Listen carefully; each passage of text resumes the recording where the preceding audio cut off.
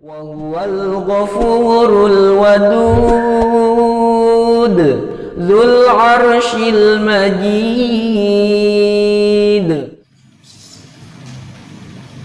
Ada suatu ketika di mana kita punya momen, kita punya waktu, atau punya salah satu part dalam hidup kita, yaitu hati kita tuh merasa kayak gelisah. Ada yang pernah merasa hatinya gelisah? Pernah ya? Hatinya gelisah, hatinya resah, hatinya galau gitu. Pokoknya hatinya kayak nggak tenang gitu, hatinya nggak damai. Hatinya lagi deg-degan. Pernah nggak hatinya deg-degan? Itu hatinya lagi deg-degan. Misalnya lagi ada suatu ujian sekolah yang mana dia harus tampil di depan presentasi misalnya, itu deg-degan tuh rasa. Atau lagi muhadharah, wah malam ini saya muhadharah, malam ini saya ceramah, deg-degan tuh hatinya. Atau juga kadang hati merasa gelisah, misalnya kita habis membuat suatu kesalahan sama orang lain. Kita ngelakuin kesalahan sama orang lain, hati kita sebelum minta maaf tuh kayaknya rasanya gimana gitu. Pernah nggak merasa kayak begitu? Pokoknya merasa hati nggak tenang dah dalam hidup kita gitu. Dalam keadaan apapun gitu. Atau misalnya kita dalam suatu hal yang bahaya, kita lagi dalam keadaan bahaya nih, hati kita deg-degan gitu. Dipanggil guru misalnya, panggil yang masalah, kasus misalnya. Nah, ketika hati kita lagi resah, ketika hati kita gelisah, pokoknya hati kita lagi nggak enak, lagi nggak tenang gitu. Ada salah satu amalan, ada salah satu perkataan di sini dari Anil Habib Al-Arif Billah Ja'far bin Ahmad Al-Idrus nafa'anallahu bihi. Dari Habib Al-Arif Billah Ja'far bin Ahmad Al-Idrus, semoga Allah memberikan manfaat ilmunya kepada kita semua. Apa kata beliau? Lidikil sodri antado ayadakal yumna ala syakkikal aisari tahtas sadi bi usubaini wa taqra'a alam nashrah laka sadrak alal aqalli salasa marrat. Jadi kalau hati kita lagi keadaan sempit, lagi keadaan gelisah, maka yang harus kalian lakukan adalah antado ayadakal yumna ala syakkikal aisari tahtas sadi bi usubaini.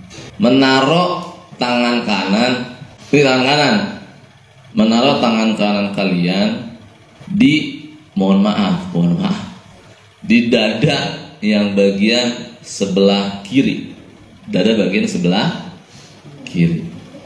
Tahta sadi itu gunung, ya tahu ya maksudnya ya, pokoknya di bawah gunung, dengan dua jari ininya nih di bawah gunung. Wa taqra'a alam nashrah laka sadrak. Baca alam nashrah laka sadrak. Wa wada'na anka wizrak, sampai seterusnya, sampai full. Jadi baca surah apa? Alam nashrah laka sadrak. Surat apa namanya? Al-Insyirah. Gampang tuh, baca Al-Insyirah. Dipegang dadanya, bawah sini nih, di bawah gunung, pegang gini, baca alam nashrah laka sadrak wa wada'na anka wizrak, dan seterusnya. Ala aqalli salasa marrat, paling sedikit itu 3 kali. Paling sedikit 3 kali.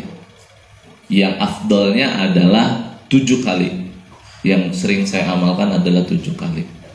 Jadi kalau kita nih udah dalam keadaan yang benar-benar deg-degan gitu ya, deg-degan dalam suatu apapun, langsung tuh, apalagi kalau harusnya udah punya wudu gitu ya, langsung pegang begini, langsung lam nashrah laka sadrak wa wada'na anka wizrak allazi anqadha dhahrak, dan seterusnya, sebanyak berapa? 7 kali. Dan itu bakal bisa berfaedah amalannya kalau kita istiqomah. Jadi dibacanya itu bukan pas lagi kita dalam keadaan begitu aja. Misalnya lagi deg-degan nih, dipanggil sama Ustaz Ilham, Bismillahirrahmanirrahim, alam nasrah laka sadrak. Nggak bisa begitu. Nggak bisa pas dipanggil, pas ada rasa deg-degan doang dibacanya. Kalau kayak begitu mungkin kurang afdol, kurang mujarab lah kalau obat gitu ya. Nah, bagaimana biar amalan tersebut itu bisa ada faidahnya, bisa ada karomah dari bacaan tersebut, yaitu dibaca setiap habis sholat 5 waktu. Habis sholat 5 waktu tuh, zikir-zikir yang lain langsung dibaca. Alam nasrah laka sadrak wa wada'na anka wizrak, paling sedikit 3 kali. Terus habis sholat 5 waktu itu dibaca.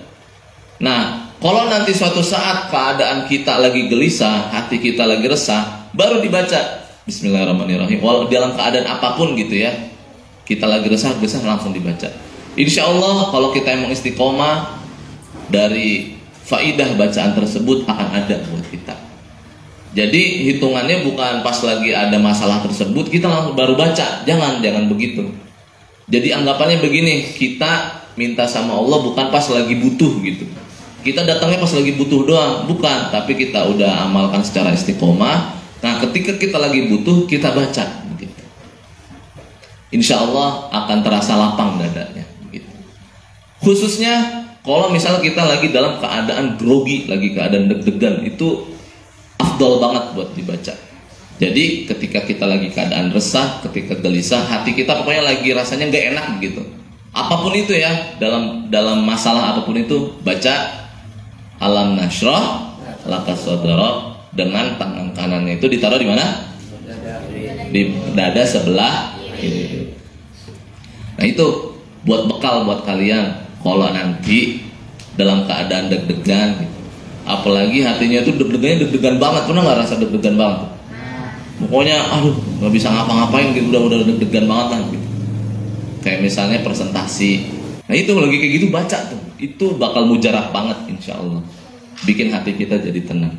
Atau misalnya yang laki-laki maupun yang perempuan dalam keadaan momen-momen yang lagi penting, yang itu bikin deg-degan. Contoh, lagi akdun nikah.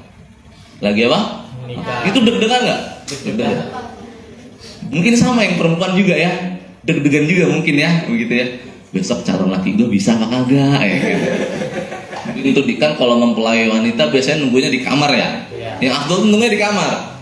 Jangan pas lagi akad udah berdampingan. Kan ada ya kalau di film-film tuh ya. Di Indosiar misalnya tuh, di Ku Menangis, tau nggak Ku Menangis? Nah, itu kalau akad nikah, sini lakinya, sini perempuannya udah langsung pakai apa namanya? Selendang, langsung dikurubin selendang. Itu nggak boleh karena belum sah statusnya, belum boleh berdampingan. Yang afdolnya adalah yang perempuannya disimpan dulu di kamar. Jadi nanti kalau udah selesai, udah sah, baru dikeluarin. Contoh misalnya nunggu di kamar, dalam kamar.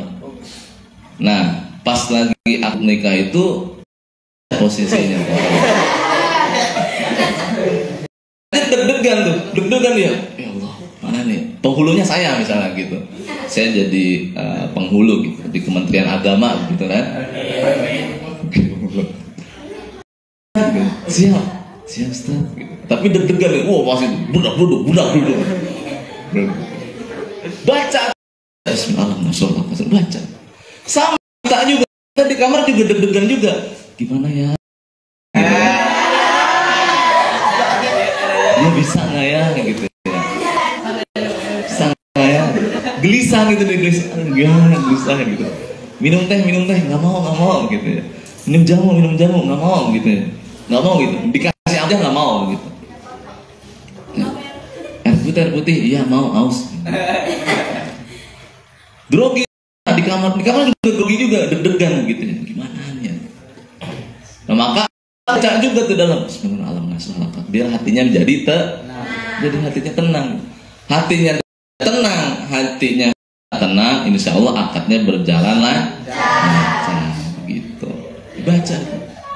Apalagi kalau dua-duanya baca, kan karomah bacaannya makan baca bergabung jadi satu, nyampe insya Allah. Beda cerita gitu. Ya, misalnya ketemu calon suaminya anak STM misalnya. Nggak tahu tuh dia amalan tadi tuh nggak tahu gitu. Deg-degan aja dia mau gitu. Gimana ini gitu. Baca tuh di kamar gimana ya calon suami. Bisa nggak kira? Baca gitu. Tapi suaminya kagak baca, belum tentu. Karena mungkin karomahnya yang dari calon suaminya ini belum ada.